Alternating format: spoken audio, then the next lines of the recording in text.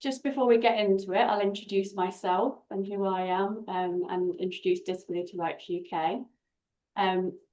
So my name's Liddie. I work for Disability Rights UK as co-production lead. So my role is all about embedding co-production within the organisation and also working on our Get Yourself Active programme. So if you don't know much about who we are, Disability Rights UK is the UK's leading disabled people's organisation, or DPO, which means we're led by, run by and working for disabled people. And our aim is to create an inclusive society where disabled people have equal power, rights and equality of opportunity. We support the disability rights movement, campaigning for the rights and justice of all disabled people. And Get Yourself Active is a programme that's funded by Sport England and led by Disability Rights UK. We began in around 2015, and as part of our work, we aim to increase disabled people's participation in sport and physical activity so that everyone can experience its benefits. So part of our work is to break down the barriers that disabled people face, influencing other sectors, so for example, social care, social workers and the sports sector, so that disabled people are able to access physical activity as we believe is their right. Disabled adults are twice as likely as non-disabled adults to be physically inactive. And so it's essential the sports sector works alongside disabled people to co-produce solutions to inactivity. And as part of our work on Get Yourself Active, we believe this is a key underpinning component of inclusive practice. But what is co-production? I don't want to assume that everyone knows what it is. You might have heard of it. It's a word that's kind of floating around quite a lot, which is the reason why we've developed this co-production narrative. But it's a way of working in partnership with disabled people in the design and delivery of projects and services. So within the sport and physical activity sector, co-production can be a way to overcome the barriers that disabled people face when it comes to accessing physical activity, and can also be a way to overcome barriers for you as an organisation as well. Instead of decisions being made for them, co-production ensures disabled people or other members of the community to have a say in shaping projects and activities that you deliver. And we believe that physical activity is more inclusive and accessible when they're designed with disabled people and people living with health conditions, because it means they've been involved from the beginning, they've been sharing their experiences and telling you what works and what doesn't, rather than you as an organisation trying to work it out for yourself. Co-production can mean better outcomes for everyone. It can mean building trust and connections with the communities. It can bring in fresh perspectives and lead to really creative and exciting ideas that may not have otherwise been considered. And it doesn't just mean that one-off consultation. It's all about working together throughout the entire process from beginning to the end. So that's a little bit about co-production, and getting this message across about the importance of co-production to the sport and physical activity sector has been a really key part of our work within Get Yourself Active over recent years. So we've done work to test and pilot some co-production workshops alongside other DPOs with the aim of embedding co-production in practice. And these workshops we developed were really useful for starting to influence the sport and physical activity sector around the importance of working in this way. Some of you on the call today might have been involved in some of those workshops as well. But what the evidence we gathered from running these workshops made it clear there was a bit of a lack of understanding around the importance of co-production, especially within the sport and physical activity sector.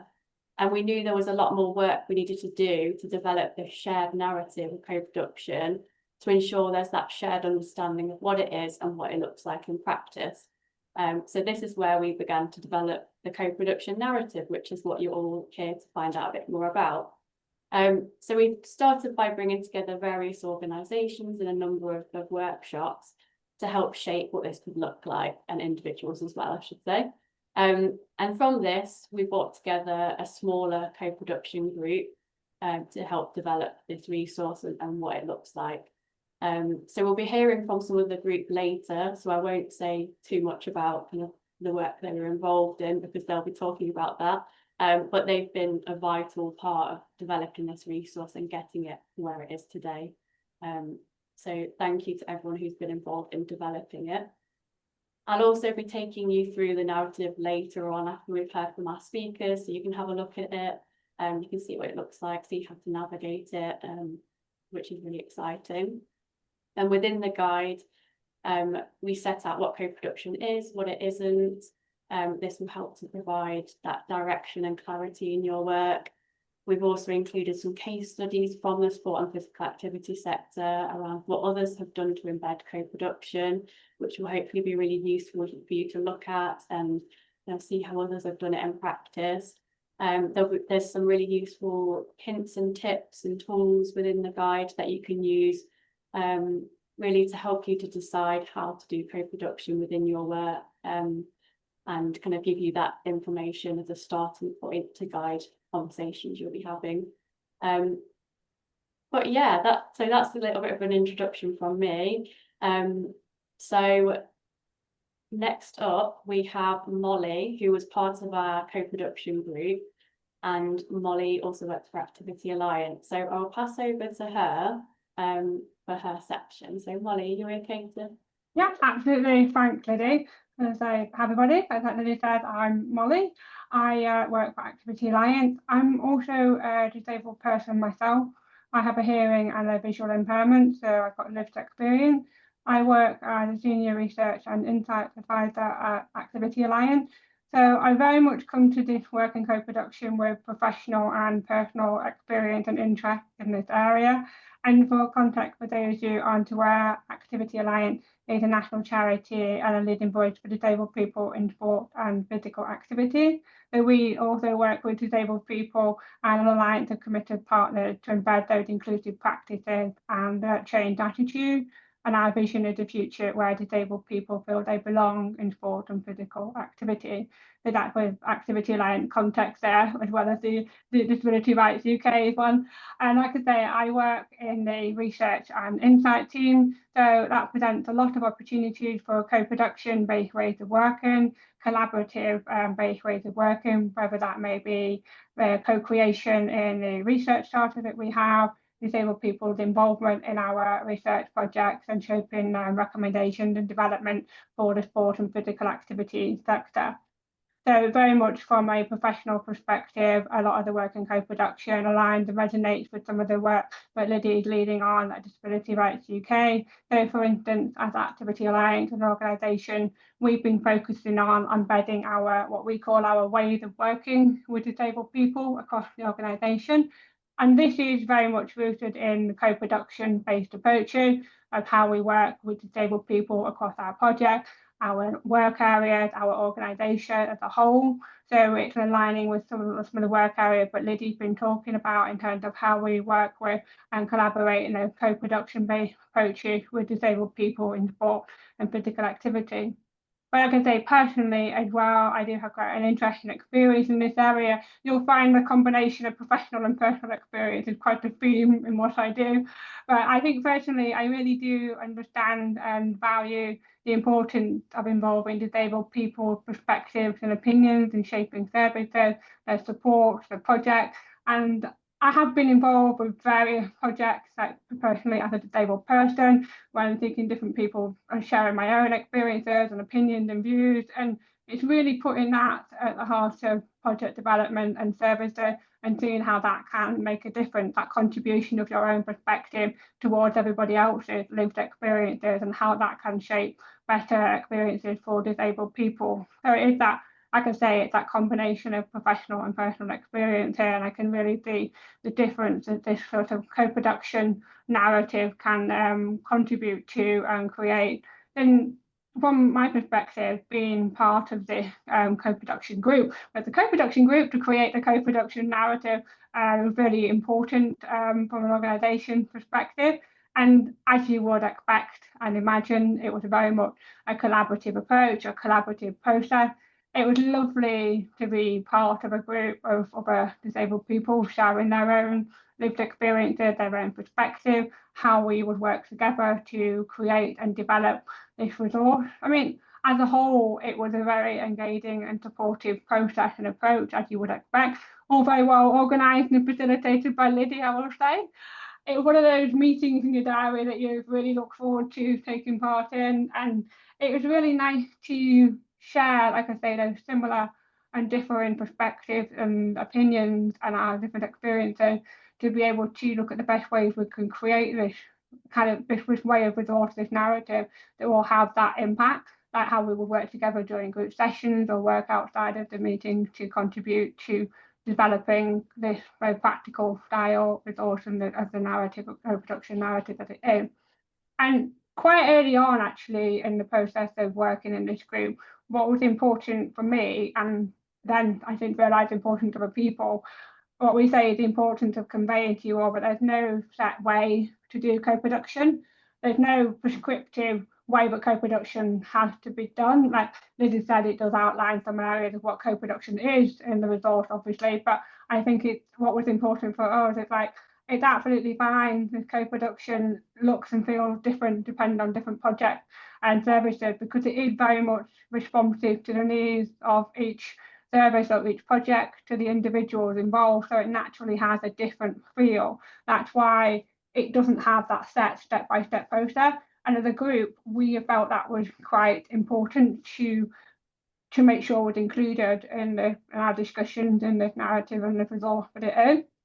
But having said that, we did all agree that co-production does need some level of definition, like Liddie was introducing in the beginning, the difficulty in it in terms of making sure we all know what co-production is. So we do need some level of definition as to what it is, and that's very much grounded in like principles and values and guidance on what co-production is. It's almost like a list of considerations or questions to ask yourself as you're going through a process for a project.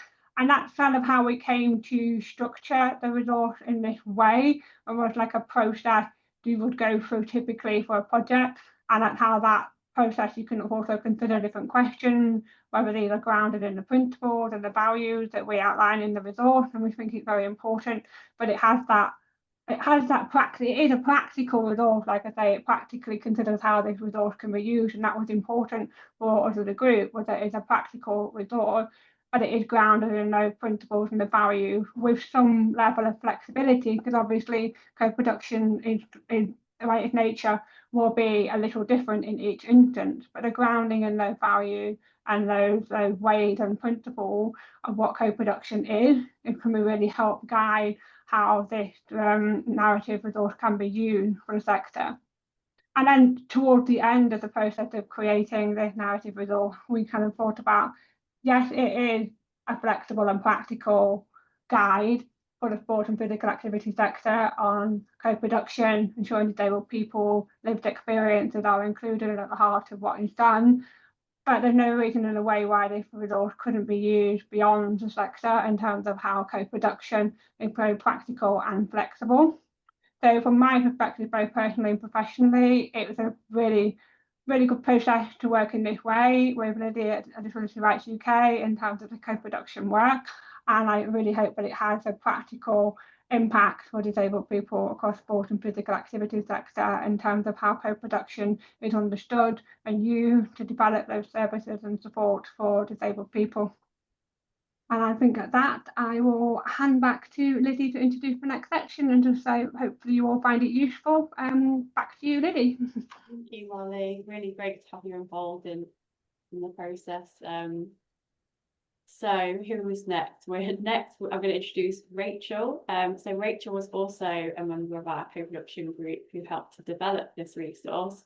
So she's going to share a bit of her experience developing the resource. Rachel, over to you. Hello, everybody. Lovely to see so many of you.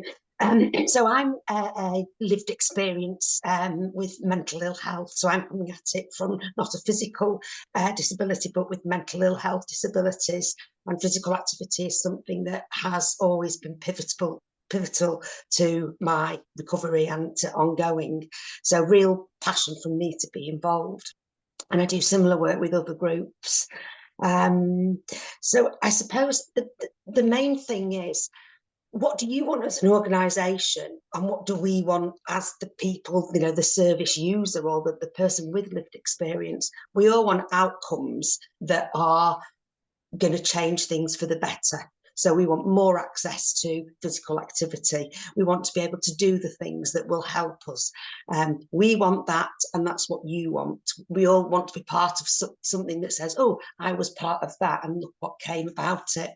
So for you as an organisation, you could spend months and invest lots of money without lived experience input, come up with something which you think suitable, but in reality, it's not what we need. And you may have to go back to the drawing board and start again. So involving us right from the very start is a better process for you. Yeah, it's challenging. It's challenging for you. It's challenging for us. But the end result's better, and you will get there quicker. So huge benefits to involve us from the start. I'll speak more, though, about what it gave me personally, because obviously that's my experience. And as I say, I have a real passion. I want change. I want for a better future for disabled people. And I want us to be able to access the exercise, whatever that means, whatever physical activity we want, more easily, with the results that, you know, that we're after. So that's my absolute passion. And to tell the researchers, to tell the organisations, look, this is what we need. These are barriers that we're facing. This hasn't worked, but we tell them what does work, and that is hugely empowering. So the sense of satisfaction, and I think one of the things it gave me when my mental health at rock bottom, I had no self-worth. Just, you know, absolutely, what's my purpose in life? And I can't even exercise to feel better. It starts to build back your self-worth, and meeting the other people in the group who have become almost like friends, really, was a real bonus, because it's a real shared experience. You've all got similar problems, you know, different, very different, obviously, but you've all got that barrier to physical activity which you want to overcome. And so sharing that made me feel less alone and heard, respected, valued, and has really built up my self-esteem phenomenally. And I've done more work like this, and I see in the participants list there's a few people that I've done work with, and co-production has it can be as little involvement as you want as a person, but it can also lead to more. So I've written blogs, I've been invited to face-to-face workshops, involved in writing papers like this one. Benefits are just huge in what you want to do. So there is a blog actually attached to the resource that you can read that I wrote. I've also got some notes that I put, and yeah, I put, it was a real we space. There was no Liddie's the lead and these are the researchers and you're just as lived experience as a sort of token tick box. No, not at all. The power sharing was completely equal, shared intentions, which really showed the transformative effect of true connection. You know, there was that respect at all times. I'm just trying to, yeah, it was non-judgmental, and we were never afraid to say, actually, no, that's not what we need. We were never afraid to push back without feeling stupid or rejected or as if we'd be punished for that. We could hold difficult ideas. We could say difficult things, talk about things that were quite raw and emotional, really, with no judgment. And Liddie and anybody else that was involved was really sensitive to our needs. So that trust built up as it went on. So you as the organisation, as the co-production leads, get the real rawness of what we do go through. What's it like being disabled? You know, crikey. And there was no backing away from it, no shying from that. Yeah, we engaged with problems in transformative ways. There was care, not withdrawals. There was never like, oh, right, okay, that's enough, Rachel. You know, we don't want to hear about what, you know, all that. Yeah, acting collectively, the power, you know, in a true co-production, you on your own, you maybe don't feel you have a voice, but in co-production, you can get that voice across. yeah, deep emotions, and I think I could extol forever. You know, I could just say, please, if you want to get involved, try it as a person with lived experience. If you're an organisation, I think I wrote this little phrase: hidden treasures can be found in true co-production, and it's where the magic happens for both. So yeah, I hope that it encourages you to get involved more. Thanks, Liddie. Thank you, Rachel. That was so powerful, and yeah, really great to hear of your experience being involved in co-production, and hopefully you can kind of hear the benefits that it's had for people that have been involved. And yeah, it's just so powerful. You should have introduced it, Rachel. We got it the wrong way around. Brilliant, thank you. So next up, we've got Brett Smith. So Brett, Professor Brett Smith is a great partner of ours at Get Yourself Active. We've been working with him over a number of years, and this co-production narrative was also informed by some research that Brett was involved in, and he's going to tell you a little bit more about that. So Brett, over to you. Yeah, thanks, Liddie, and thanks for the kind invite. And Molly, Rachel, amazing. So thank you for coming on the back of you two. Liddie asked me to talk about two really key things: is how was the resource created from research, and secondly, why is it needed? So if I start with the first question, how was it created? And before I want to answer that, I should ask the question, why is research needed in this area? Well, I think two key reasons. One, research provides an evidence base for us to build a good, logical, coherent, thoughtful, informed set of arguments around co-production, for example. And secondly, reading the literature, reading the evidence base. Of course, we could learn a great deal. We might not agree with that evidence base, but we can still learn from it. And I think equally important, it's also respectful for the many, many people who have talked about co-production for a long, long time, not only in the academic space, but in other spaces through the civil rights movement, Black Lives Matter, and in other spaces, not least disability. And it's about a historical respect to those spaces as well, that we engage with what has been said and how it has been said. However, that was an incredibly challenging process in terms of research, bringing it all together. And what we mean by the research that we gathered was we gathered over 200 research articles. There's many, many research articles out there, but we also looked at grey literature, meaning literature that isn't peer reviewed by experts, but that can still be very useful. And that literature may have come from, for example, Activity Alliance, Richmond Group, and other great organisations around England.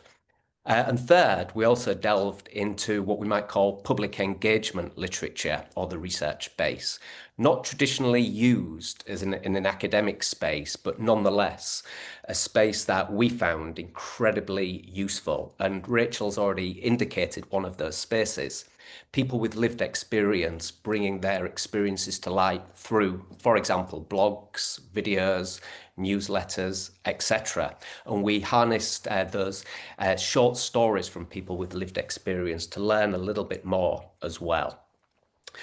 My colleagues from all across England who worked with us, including, I should stress, colleagues from the Moving Social Work Collective, a project led by Disability Rights and funded by Sport England, incredible project in that space. And we spent approximately 2 years engaging with this literature. As I said, massive amounts of literature. And what we did was we synthesized it. We brought it all together to try and identify some common elements, some common grounds amongst the many different definitions. There are over 50 definitions in the literature. What are some common elements that they all hang together? We also, as another example, we looked at what are people talking about in relation to principles? Because in the academic space, people started making the case for we need to go beyond just simply describing what is co-production to also identifying some principles of co-production. There was some brilliant work being done in multiple spaces in all of this. And third, some examples of co-production in action. And, you know, one that I vividly remember was from colleagues, Dr. Anna Pettigan from Essex University and Peter Beresford, for example, really bringing co-production to life rather than in a dry abstract way. We brought all of that together, and what we ended up with was being able to identify, unsurprisingly, a whole variety of different types of co-production. What did that mean? First, what did that mean? It meant that we have to make decisions about what type we believe is important for us to use in X or YZ project. So that research helped, we hope, provide people to navigate which definitions are most useful for them in relation to the definitions that have been made available. We're also able to identify some really useful principles, some guiding values to help us support the journey of co-production. And those were very, very interesting and very useful. And again, coming back to the Moving Social Work project that Disability Rights lead, and my colleagues here at Durham, a brilliant set of academics, their support on the research and lead that. What the co-production group for Moving Social Work also did was test some of our ideas, direct us, throw some out, and in the spirit of co-production, bring their multiple and diverse voices to the space and edit and finesse some of the ideas that we were bringing together. And through that, we were then able to produce an academic paper. For any academics on this space, it has gone unbelievably well. It is massive out there, and it's guiding academic research in the physical activity space, and it's the #1 resource for guiding physical activity space, not down to myself, but down to the co-production groups that we've worked with.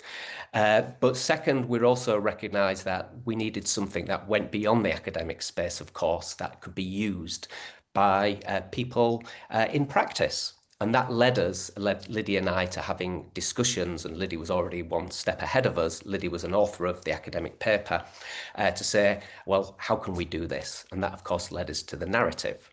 And why is that needed? Very briefly, 4 reasons. One, co-production's become a very lucrative buzzword. You see it on lots of grant applications. You see it in lots of policy documents, strategic aims. It's rarely defined, however. But what we find here is that it's become often a meaningless buzzword that can lead to a sense of tokenism. So a narrative was needed, not to police the field, but to provide people with some guidance. I'll come back to that. And that was really about the what. What is co-production, to help guide it? Second, how can we do it? And that was really about asking people, well, how could we do it legitimately and genuinely without slipping into tokenism? And of course, many people, quite rightly and understandably, myself included historically, are sometimes fearful of moving into this space because there's a lot of weight attached to co-production. And if you get it wrong, it can be scary and it could have negative consequences in this space. So we ask questions about, how can we support people in this space so it becomes less fearful? And that made us think of this, or at least I did, as a guide. So if we want to go from Durham, where I'm based at the university, down to Bath, where I formerly lived, and we don't know how to get from A to B, we might consult a map. There are multiple ways we could get from Durham to Bath. There isn't a predetermined way of doing that. There are many different options, and that's important. But of course, you need guidance. And that guidance can be supportive. It doesn't offer the final word. It could be edited, it could be updated, it could be changed. And I think that captures the ethos of the narrative and why it's needed. It's a guide for people to support them on this challenging yet incredibly important journey. Third, it provides an opportunity to evaluate and to judge good co-production and to be able to say, that is a really good co-production, and when it's not so good, rather than being pejorative, rather than being critical, and rather than throwing projects out and been very wicked over that, we could change it and we can say, well, how could we support you then to do better co-production in the next phase or in the next project? So it becomes a form of evaluation, a judgment to support people, but also an opportunity to support people. And last but not by no means least, it becomes an opportunity, of course, to extend the conversation. The guide, the narrative isn't a final end product. I envisage it will be edited and developed as we learn more, as more cases come in, as co-production spreads and so on. And my colleagues in this space will no doubt have many issues that could address some problems maybe that we've not been able to identify and expand it in ways that are meaningful and relevant to, for and with people with lived experience, driven by them. So thank you very much for the opportunity, Liddie. Brilliant work. And thanks to Sport England and Disability Rights UK for supporting this really important project. Thank you. Thank you so much, Brett. And hopefully by hearing from our speakers, you can hear what a collaborative process this has been to develop this resource. It's not just been us at Disability Rights UK coming up with the idea and writing it ourselves. It's been informed by research, as Brett mentioned, and it's been co-produced. So yeah, really excited to share it with you. And last but not least, we'll now show you the resource, which I'm sure you've all been waiting to see. So we're going to paste the link in the chat, but then I'm also going to share my screen and we're going to just take you through the resource and how to navigate it and what it looks like. But then obviously feel free to take a look on your own computer as well. So just give me a moment and I'll share my screen.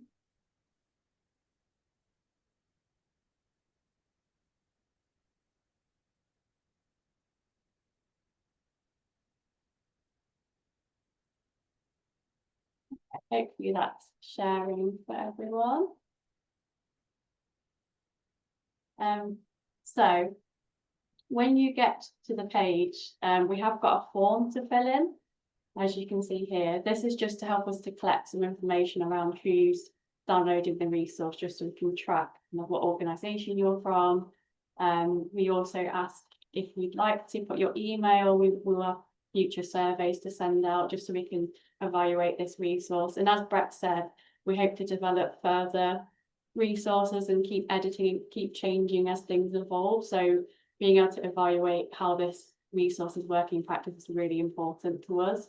And then when you've filled in this form, you'll be taken to this page. So we have an animated version of the resource, which you'll come to first. If this isn't accessible for you, we also have some PDF versions below. So you can download the complete narrative at the top.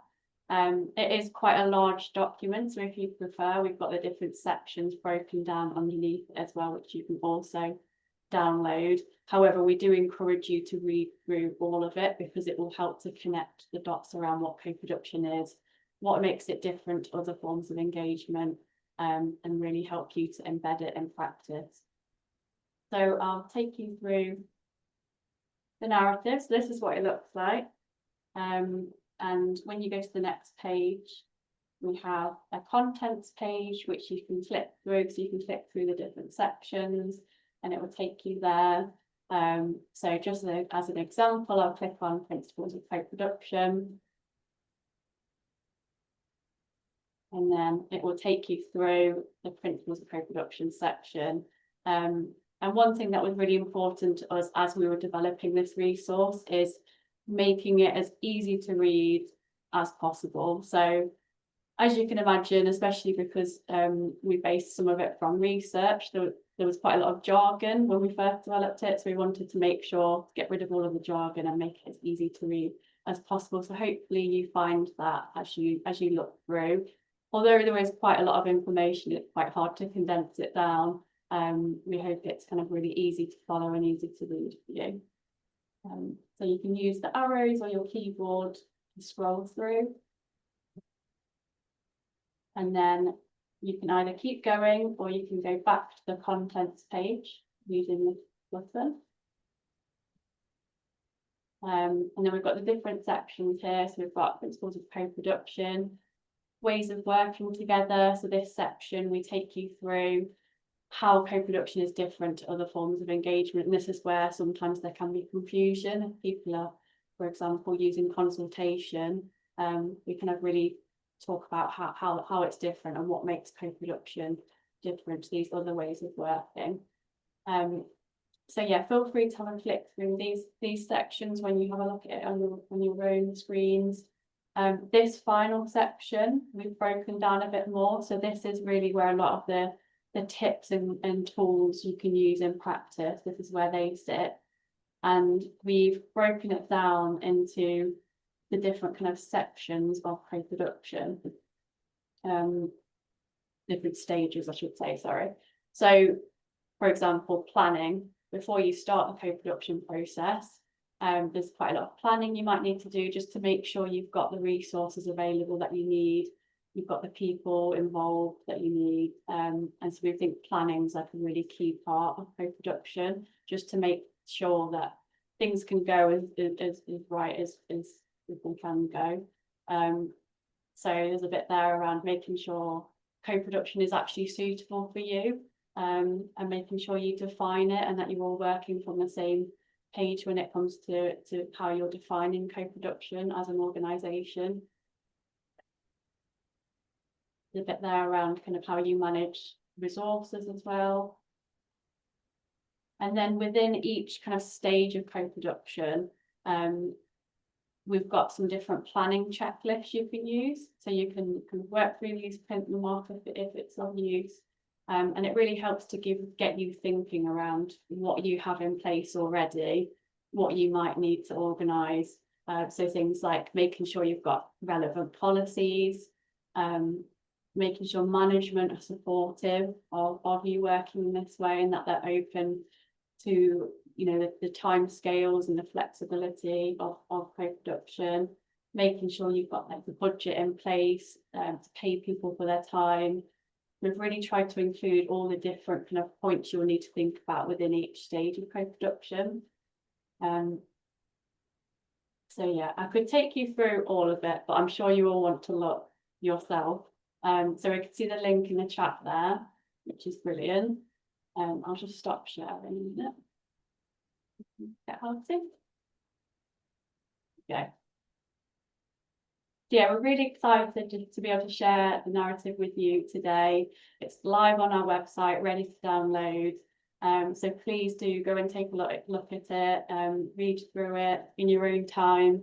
If you've got any questions at all after you've had a look through it, please feel free to email me. I've got my email in the chat.